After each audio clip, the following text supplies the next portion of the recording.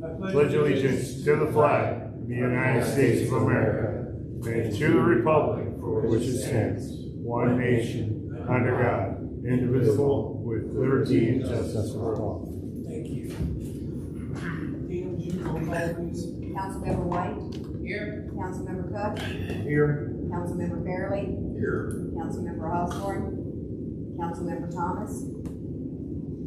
Excused. I make a motion to excuse Councilmember Osborne and Councilmember Thomas. Second. I have a motion and a second to excuse Councilmember Osborne and Councilmember Thomas. Is there any question? All in favor say aye. Aye. Opposed say nay. Passed. Thank you.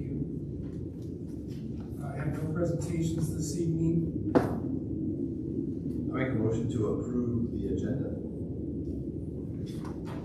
I'll second. I have a motion and a second to approve the agenda. Are there any questions? All in favor say aye. Aye. Opposed say nay. Thank you. I make a motion to approve the consent agenda. Second. I have a motion to approve the consent agenda. Everything get looked over. You guys have any questions? All in favor say aye. Aye. Opposed say nay. Reports, Mr. White. The only thing I have to say is I appreciated the Chief's ice cream in the park thing. That I don't even remember what day it was now. It was good. Thank you. Understood. Popsicle Patrol. I'm going to talk about it in my report. Yeah. Nothing for me tonight, Mayor. Thank you, Mr. Cook. Mr. Fairley. No report this evening. Thank you, sir.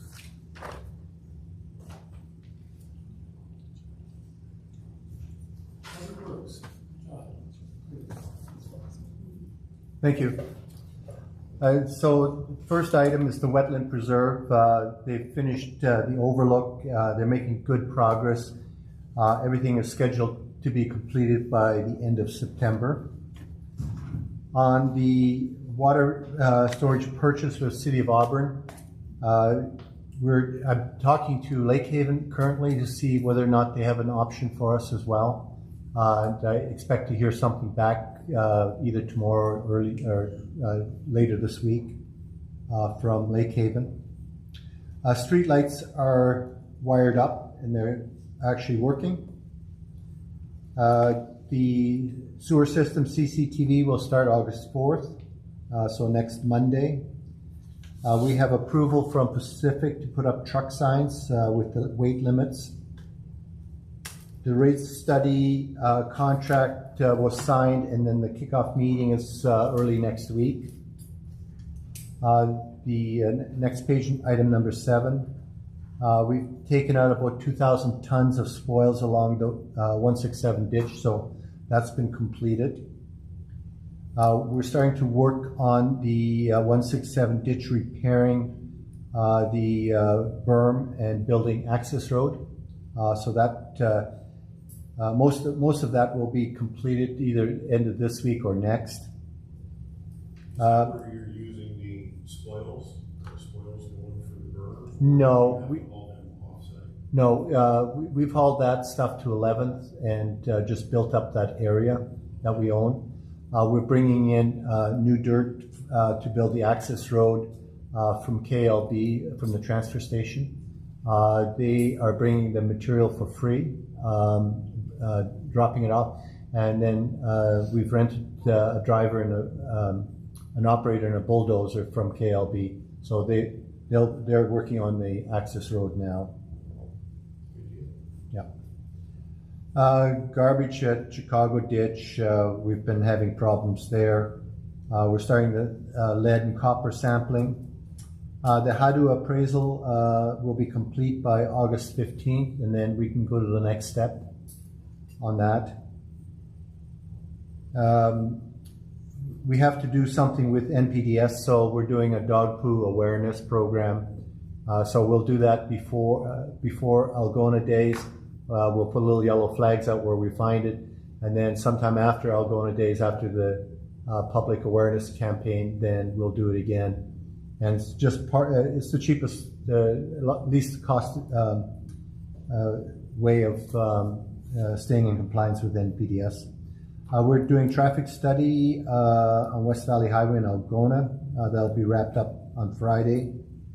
And then we've got a catch basin for 4th and Main. It's not in yet, but we're getting closer. On the grants status, we have an extra $250,000. That's been tentatively approved. We don't have a contract yet from King County Parks, but that will go a long ways in making sure we have enough money now, including interpretive signs, and there's some buffer in there, about another $40,000 buffer. I probably brought some of this up previously. The scope change for Cherry Park has been approved, so we can utilize that money for ditch repairs and our city labor, fencing and drainage. Scope change for the grant dealing with the 11th Avenue property. We're wanting to change that to by 35 11th. That's been approved by the House and also by the Office of Financial Management. We're still waiting approval from the Senate. And then the Opportunity Fund, there's 120, we have 122,000, I think, there, and we're waiting for the scope change so that we can put that money towards 35 11th. We've submitted for a Safe Streets grant, 200,000. Submitted for King County Flood Control to put up a pump station at 35 11th. That's for engineering, 330,000. And then just recently submitted 3 overlay sections here in the city, and the total request is 350,000. And we have a very high probability of getting that. And then just this past week, we submitted reimbursements for Ellingston overlay project and also for the wetland project, totaling of just over $1 million. The water purchase, we were going to take out a loan from Public Works Board, and that hit a snag because Auburn's not going to do that project until 2044. And that loan period for us, if we get it, is only good for 5 years, and we'd actually have to have receipts against it. And so that's why I've reached out to Lake Haven to see if there's another option for us to buy water storage for less of a price than what the city of Auburn is wanting for it. With that, I'll take any questions. Where is Lake Haven? Lake Haven is up on the hill. Yeah, Lake Haven has an intertie with Auburn, and so we could potentially route that water through Auburn to here. And the other question I have, we're doing the traffic study on West Valley. Does that being limited because of the single lane stuff affect that at all? Say that again, sir? So we're doing a traffic study on West Valley? Yeah, it's a good question. I didn't think of that. I don't know. I don't have an answer for you. Okay. But it's a darn good question. That's all I got. You said in your report you're picking up garbage along the 167 ditch. Yeah, there's a little bit 167 by just off the highway exit there. People have been throwing garbage in there. Do they pull in that road on the north end there or off the freeway? Yeah. That's where they've done it, 'cause Yeah. there's no gate or anything. Right. And they took out the concrete block out of there too, washed out, and so people were able to get in there.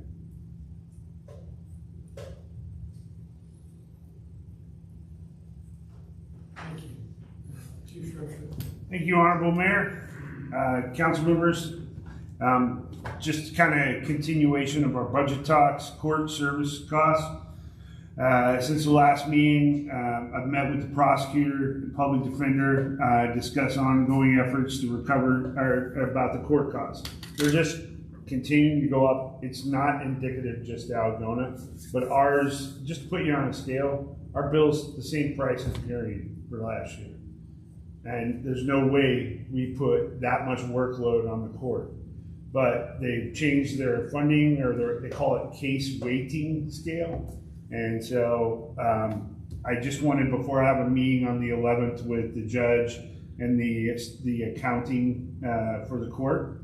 I wanted to have all my ducks in a row, so I've met with the prosecutor, I've met with the public defender, got some background. They're into input on what we could do better, what we could streamline, what I should request of the court when I have that meeting.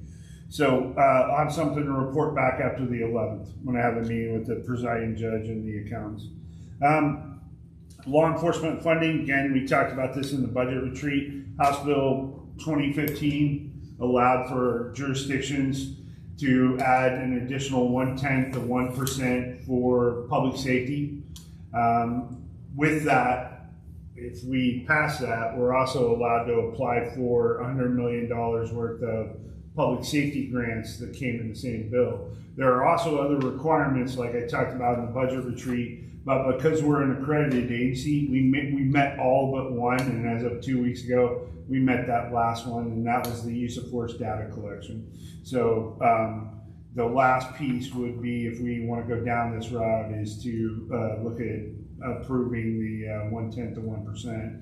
And if you notice, most jurisdictions have done that or are in the process of doing that in King County, to include the county. So just food for thought. I'm very cognizant of the dollar, and I grew up on a farm where you take care of the nickels and dimes and the dollars take care of themselves. And so I try to focus on the nickels and dimes, but I cannot control the court. They shifted $7 million of their labor costs to all the contract cities, which is last year somewhere around $3 million was our cost of the labor. And so they shifted a bigger burden of the labor costs of the court over to the contract cities. So it's just one of those things that I can't control. So anyway, on to good news. Community events, Popsicle Patrol. Thank you, Councilmember White, for recognizing it. We've had 2 events now, one in the main park. Every Wednesday, we're going to meet at 2 p.m. Chief's going to provide popsicles. We're going to hang out from 2 to 2:30, and we're going to go to a different park in town. So this Wednesday at 2 p.m., we'll be at the park at 7th and Main. Last week, we were at the park in Off Junction, and we had more kids waiting for us than we did for the first one. And we even had adults show up, and it was really cool. This is not kid specific, but we're going to do it every Wednesday until school starts. But so if you want to come by, grab a popsicle, ice cream sandwich, please do so. The last thing, there are flyers on the corner here for National Night Out. Councilmember Fairley's, thank you again for hosting one of the events. Mayor, we have banners. They should be delivered Wednesday or Thursday of this week. We got you 3x5 banners for your event. And then of course the regular street signs. Ms. Kari will be going shopping, getting the normal food packets that we put together, but I look forward to a great event this year. Then the last thing, calls for service. As of the date of this report, so today, we responded to 390 calls for service. Out of those 390 calls for service, we did 65 of them in the city of Pacific, resulting in 23 case reports filed. So that means we conducted investigations on 23 of those. We didn't just show up and provide backup for them. We also conducted 194 traffic stops, leading to an additional 84 case reports. Overall, it was a busy month for the department. Just to kind of show you a breakdown, so I added 2 things to my packet. The first one is case reports for the month of July. These are the categories that we wrote case reports in, and as you'll see down there, the biggest number is 23 agency assists. Now, not all of those are to the city of Pacific, but all but 3 of them are to the city of Pacific. The other 3 are assisted WSP, where they came in, used our BAC machine, and their video is requested, so we have to collect it, log it in as evidence by a defense attorney. So the other sheet, this is raw data. This is what I look at to crunch numbers. If you'll look, it's broken down by call type. The abbreviations on the left-hand side, those are the CAD things. As you'll see, Burglaries, we only had one, which is good. What I'm a little concerned about, you go over to the thefts. We had a total of 7, 8, 9 thefts. These are mostly mail thefts and porch pirate stuff. So for the people listening on the internet, please, if you see something, please report it. Call 911. Most of these thefts are occurring during the day when people are at work, and they're, like I said, they're mostly mail related or porch pirate stuff where they're going on the porch stealing the packages. So please help the A team out with that. You'll see down there month of July, 15 fireworks calls, like I reported at the last council meeting. Also, what I like about this sheet, it breaks it down by the day of the week, how many calls for service. Other than that, I'll stand for any questions. I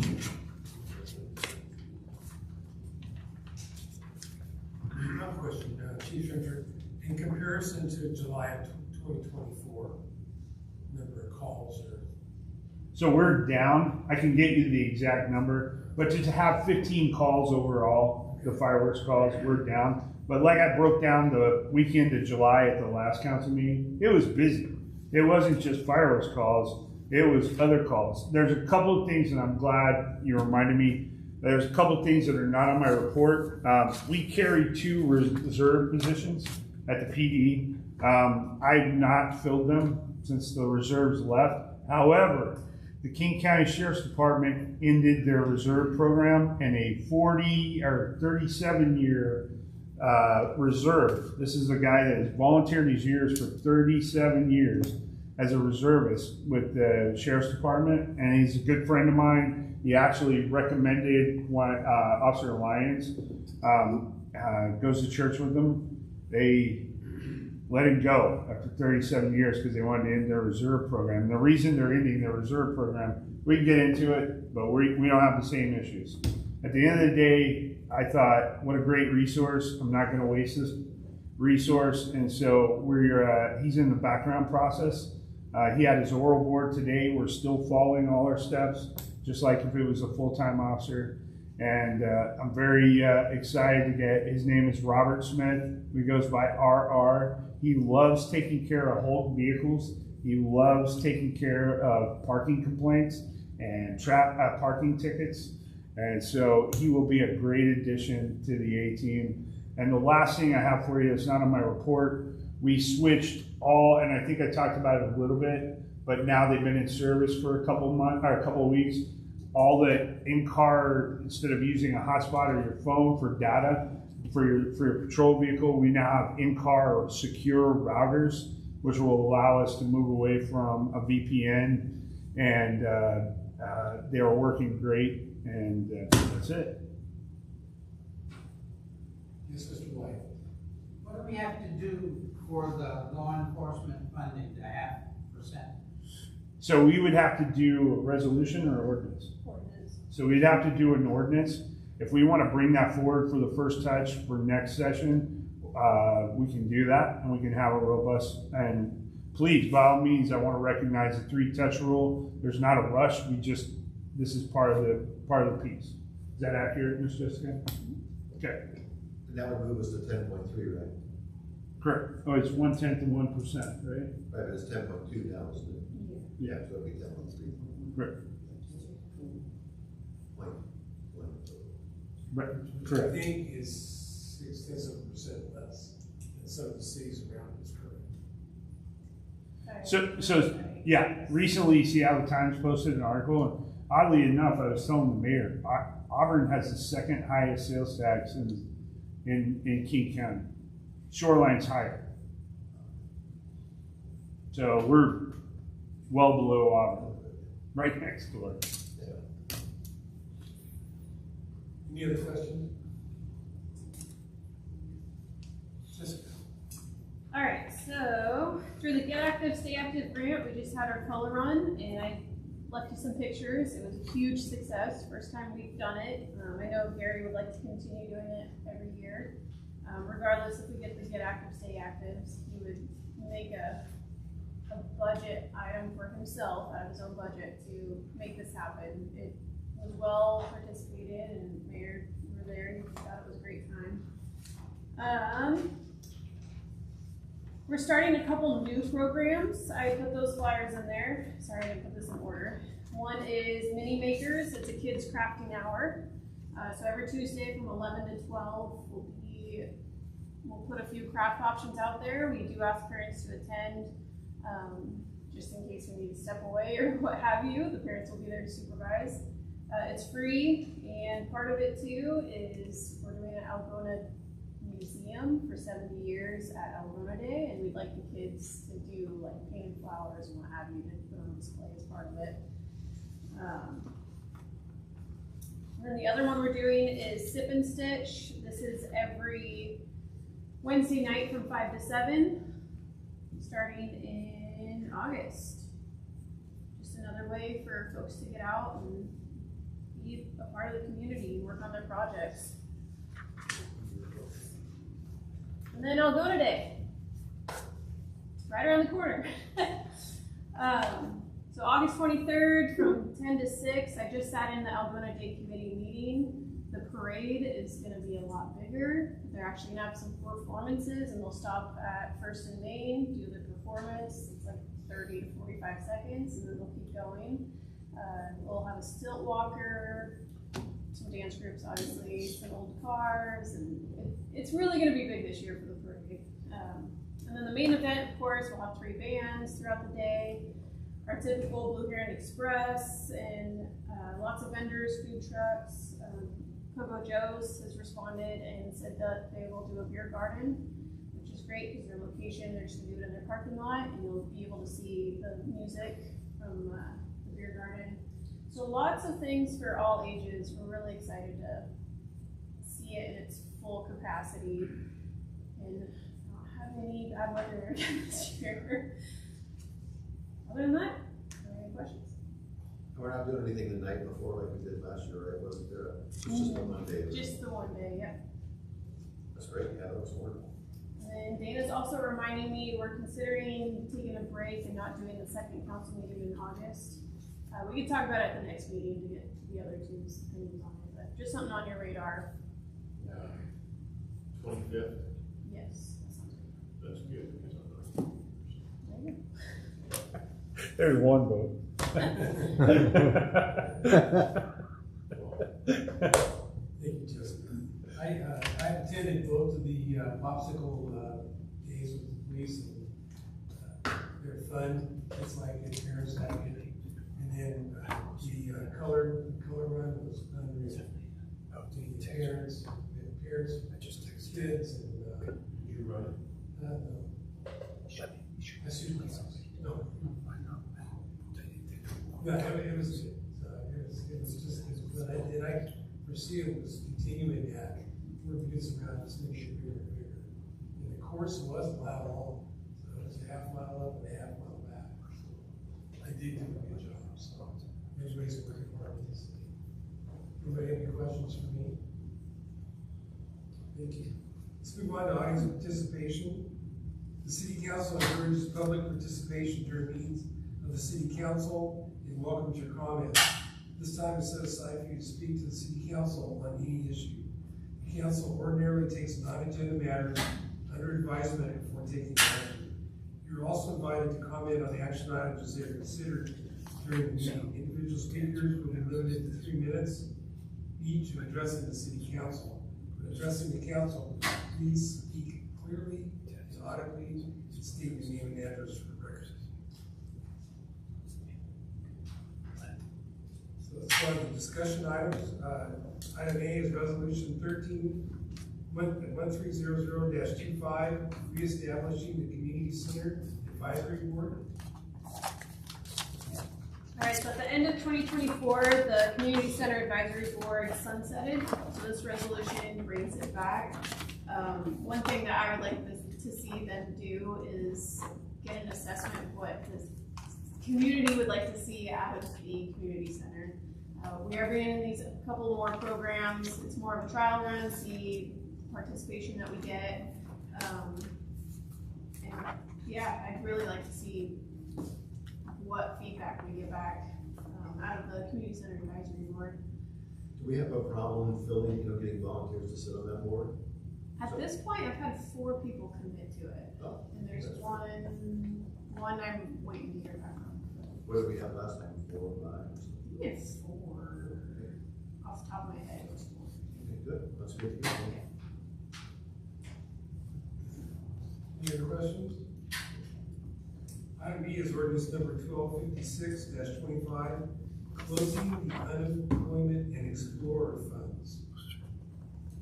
All right, so this is the second review of this ordinance. The unemployment fund is actually a general fund function, so we're just gonna move those funds back to general fund and just keep operating like we have been. We haven't been using that fund probably since Tara came on board, because she said, why are we doing this? So we're just gonna take that fund balance and put it back in general fund, and continue to do our unemployment items out of the general fund. The Explorer program hasn't been around for the last 7, 8 years. So closing that fund, that will get transferred into the general fund to help support our operating costs this year. And then, yeah, are there any questions? Item C is ordinance number 1257-25, Easy Fiber franchise agreements. All right, we actually have Austin here with Easy Fiber, so I'm gonna give him a couple minutes on the floor. Hello, Council, Mayor. Thank you for having me. I am Austin Christopherson. I'm the Director of Government Affairs, local to the area. I'll be the point of contact for you all if anything were to arise from us. We're Easy Fiber. We are based out of Houston, Texas, originally. We're currently in New Mexico, Washington, and soon to be announced another market. We started by connecting 2 schools via wire, and now 30 years later, now we are starting to do fiber to the home. Our whole MO, or modus operandi, like I said, we do things a lot differently. We have lifetime pricing, so and it's clear all in the price you see is the price you pay. The lowest speed that we offer is 2 gigabits, which is actually often the highest from other providers. So we start at their high, unlimited data, equipment, taxes, and fees, all inclusive for lifetime $80 a month for your residents at fiber to the home. We also really truly invest in the community. We participate often in chambers. We also participate in a lot of community events, hopefully, maybe, coming to Algona Day, if we are so welcome to help sponsor that. Happy to discuss further, or any other community event. We have a whole community impact team that does around 2 to 5 events in the communities that we serve a week. So we really value the community aspect as well. Because usually, we all know the internet companies are to see us once and then off we go. Again, we do things very differently here, and we're super excited for the opportunity to expand to the city of Algona. Happy to take any questions. So what would it look like for a current Comcast user in the city to switch to Easy? So Comcast uses cable line typically. I didn't check the FCC, I'm sorry. We're fiber, so we're going to build out our own network on your public right away if the franchise agreement were to be passed. And what we have is we have these things called flower pots, we call them. It's placed at every other house, so every 2 houses get 1 flower pot. If a customer so wishes to have our service, they connect via our technician will connect them from the flower pot that is in the right of way to their house. So you're not like Comcast, you're just providing a pathway to Comcast? No, we are our own internet company. We provide internet service via fiber communication, which is like kind of the future-proof way. We can speed up to 10 gigabits per second. So you could, because people have their phone, and their TV and all that kind of stuff, so you would have similar, so $80 a month for everything that somebody has with Comcast now? Purely internet. We don't offer a television or phone line. We are purely internet. Gotcha, just internet. But yes, for $80 a month, you get that, and no contract, by the way. You can cancel. So it'd be for that, and that's internet and phone, or just internet? Just internet. We only do internet. Fiber is we like. So. Right. Okay. Thank you. That's my question.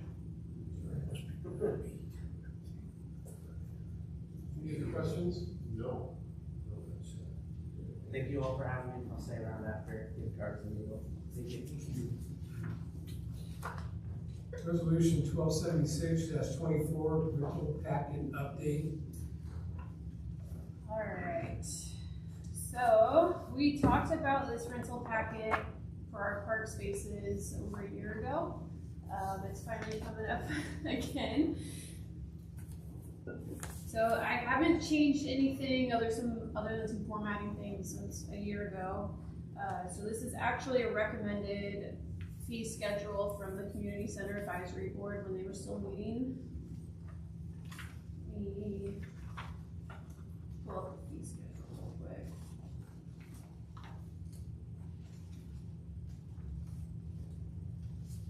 Make sure it's all right.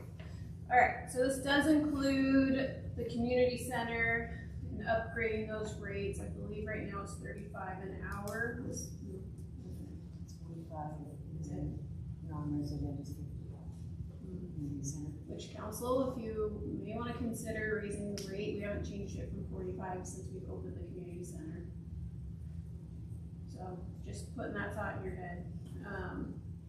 The meeting rooms, we haven't had those designated on their own yet. Right now they're at $15 an hour for a resident, 20 for non-resident. We've added a flat fee of $30 for the kitchen. This is on top of the community center. So if they're renting the community center and they want to use the kitchen, there's a $30 fee on top of it. If they wanted to use the kitchen, just the kitchen, it's just $30 an hour. We've included the park gazebo for half day, full day, $50 for $75, the baseball field for half or full day, the basketball courts, the tennis courts, / pickleball courts. So a half day would be 9 a.m. to 3 p.m. and then 3 p.m. to dusk.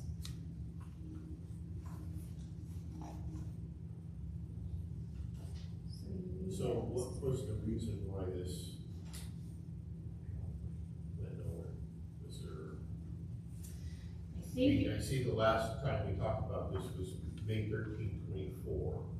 Which was right about when we had some staff changes and there was a lot of stuff going on staff-wise, so it honestly just got dropped off our radar. Well, I didn't know if it was a legal issue or you had something else going on or.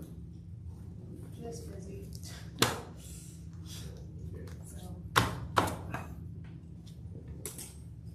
So we haven't raised the rates, but I think they're pretty reasonable. I mean, we don't want to raise them so much to where people don't use it.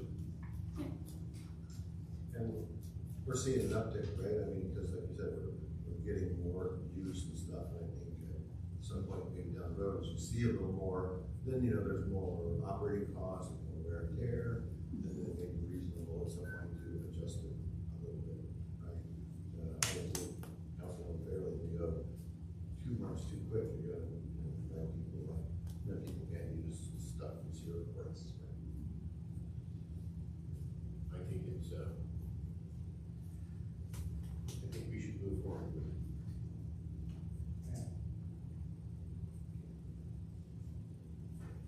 But it's just me, So we'll see that on the 11th, right?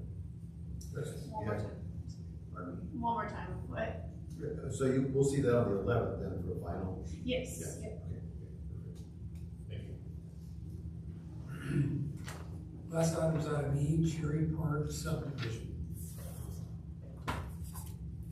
Council members, we've identified 2 parcels of land in the Cherry Park neighborhood that we believe the city should consider taking over. These parcels were originally owned and maintained by the Cherry Park Homeowners Association, but the HOA is no longer active. As a result, no one's taking care of the property anymore. The parcels called Tract A and B are approximately 1 acre in size. They include a stormwater pond that helps manage rain runoff from the neighborhood. When no one maintains the pond, it can get overgrown with trees or clogged, which could lead to drainage problems or even localized flooding. Legally, the city already has the right to inspect the pond, but we don't own it, so we can't make major improvements. Tonight, we're asking Council for permission to formally evaluate the legal and practical steps it would take to transfer these properties to the city. If approved, we'll work with legal to figure out how to properly transfer the property. This is not a final commitment to take the land, just a green light to explore it thoroughly and come back to you with a concrete plan. From Public Works and Parks standpoint, this is a logical and low-cost opportunity to clean up ownership issues and expand our parks and open space network. Happy to answer any questions. So this would just us, we would just be assuming ownership of it, there'd be no cost to us since we're gonna be taking over That would, maintenance of it? yeah, that would be the plan. The plan would be for our legal team to write something up for the homeowners to sign. Each homeowner sign it and agree to it, and Then we would take it over. We also have a plan to expand that park area with Fifth Avenue North to fill that in and bring it up to a higher grade. And so that would increase the park area as well. And it would also give access from people from Algona Boulevard along Fifth right directly to the Cherry Park. right now because Fifth Avenue will never be an actual road. No. That make nice access there. All we need there now is a sidewalk. It was the mayor's idea. Well, then we can't do it. So is that, this takes 3 touches for us to give the approval for that piece? You'd have to make a motion to move it from a discussion item to, no? I don't believe you need to move it to be an action item. You can just make a motion to, one, waive the 3-touch rule, to approve John moving forward with this path. Or however it's written in the agenda bill. Authorize the mayor to sign that, yeah. Is there any reason to waive the 3-touch rule? Just okay. Just to expedite the process. We're not actually doing anything. We're just, you're just allowing us to explore the opportunity. I mean, if we waive the 3-touch rule and you guys move forward on this, would that give you any opportunity this year to do anything with the park? Or, I mean, you know, dress it up any, or are we past that already to where it doesn't really matter? Right now, we can't legally put in a fence, for example, around the pond. We have a temporary fence put in, but because we don't own it, we don't have legal rights. I don't think anybody would mind if we did it, but we'd still probably want to have the majority of the people sign off, even for that. So initially, the cost to start out would just be legal cost to, you know, we're not talking like tens of thousands of dollars. No. No, it's dead. Zach would draw something up, and then we would have the homeowners agree to it, but you would still have final say to approve it or not. I don't have a issue with it. Normally, they'll be action. So you want me to make the motion? You do that motion, then, yeah. I move to authorize the mayor to formally evaluate the feasibility of requiring track A and track B of the Cherry Park subdivision and make initial measures reasonable necessary to effectuate such transfer, including without limitation of all regulatory permitting approvals and conveyance requirements. Next time, right? Do we have to waive the 3 Clearly that was it. first? Do we have to actually waive this? We don't have to waive it. If council's okay, just move forward. Okay. It's your rules, so. Okay. For a second. Second? So I have a second for the proposed motion. Is there any question? All in favor, say aye. Aye. Pass. No new business, no old business, no ordinances, no resolutions that need to be passed. Next workshop on the 11th.